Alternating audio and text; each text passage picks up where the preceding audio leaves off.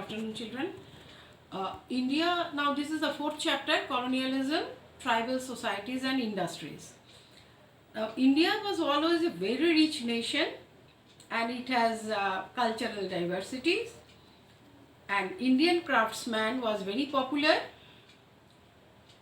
Now, this colonial ambition and increasing greed for wealth, they compelled the British to act brutally on Indian people, whether it is in the mainstream society or the tribals. Now, tribals in India, the terms tribals or Adivasis is used for all communities who live remote and inaccessible highlands and desolate forest. Tribals are groups of people bound together by similar language, culture and customs. Mostly they live in isolation from the mainstream society. Now, we'll have to know about this tribal people. Now, they were isolated because, and there was a scarcity of sources available, and tribals lead a more isolated life. Most literary sources have only a passing reference to them. There was no written documents about the tribals as such. So ballet and folklore, which have passed on from one generation to other orally, perhaps the most important source. And apart from this, other official documents like petition of individual peasants and tribals, records of administrative proceedings, reports and judgments of inquiry commission. These are biographies, newspaper that also given us some facts. Now, there were changes in tribal society at that time. The tribals were dispossessed of their lands when they failed to pay the land revenue. We read it before. They had to work as wage laborers.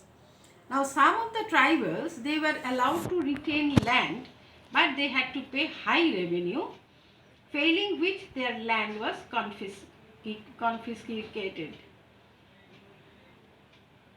Now, the British forced many tribals to adopt settled agriculture as they found it difficult to monitor the pastoralists and get their regular revenue.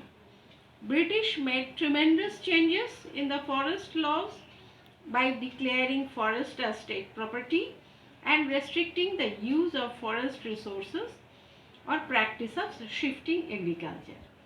Tribals were even forced to abandon their living spaces in the reserved forest.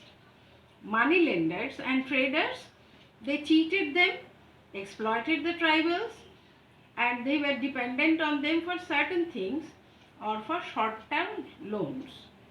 The tribal chiefs who were earlier enjoyed their power and authority, they became agents of the British. Now, their main economic activity was hunting, gathering and shifting cultivation.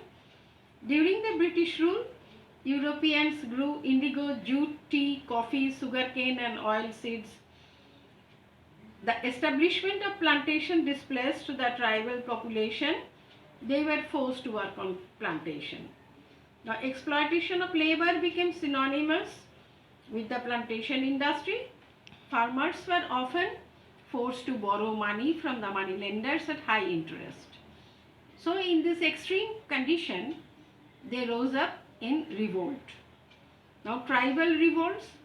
See, so many revolts. There was Santals of Bihar, Bengal and Jharkhand, Kols of Bengal, Khonds of Odisha, Mundas of Jharkhand, Bhils of central India, Khasis of northeast India.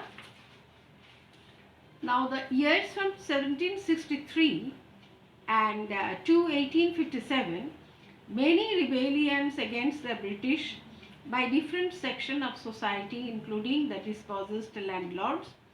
They disbanded soldiers, tribals, impoverished peasants and artisans. Large tracts of tribal lands were taken over by British planters for their plantation. The tribals living in these regions were displaced and they became landless.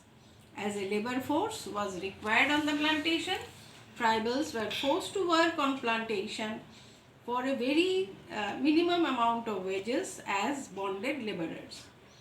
Taxation on tribal products, influx of Christian missionaries, and exploiting the forces' resources led to tribal uprising. They fought with their bows and arrows and were easily crushed. Their anger was directed against all symbols of colonial power. Today only up to this. With this I will send you some questions and answers of the previous chapter. So that's all. Thank you.